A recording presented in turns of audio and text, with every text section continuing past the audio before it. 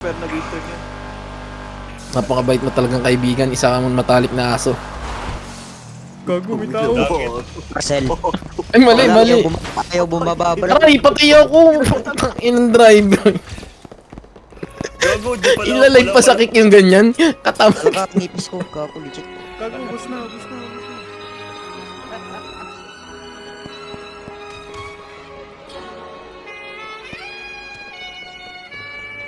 Ano ba nakatambay?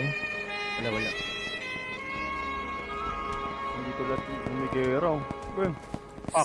Dami na makukulit, sige pakita ng tira. Di mo alam kuluko, inakala mong mahina. Yung katulad ko sa mundong to ay sadyang pampihira. Kung akala mo, sukat mo na kung nagkakamali ka.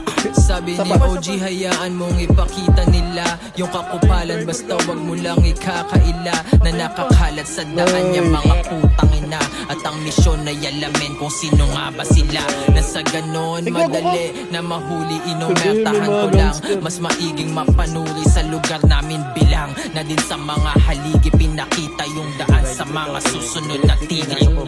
Walang libre pati pato ay aking tinaya. Dati tanda ko pa yung kita ko na barya-barya. 7 taon ko iginapang at malayo pa nga, pero papalapit na sa nais ko na madama. Wala rin akong intensyon na manapak ng iba. Misyon ko lang dito mabigyan ko ang aking ina ng masarap na buhay at pagkain pampasigla. Yun ang tropeyo sa ideya ko na naipinta. Kung kababawan lang din wag mo na o dito subukin. Nakapangako sa sarili na yung pera kukunin. At kung aabot man sa punto meron kang uhugutin, siguraduhin mong magagawa mo akong tusukin. Daming maiingay lang namang gawa. Puro tapang yung bayag naman wala. Sa eksena marami nang natatanga.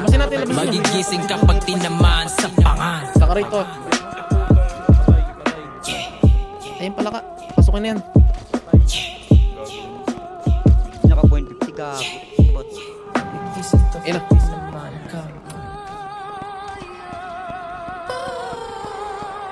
Patay dalawa, gago. Patay ako. Patay ako. Gago. Patay isa.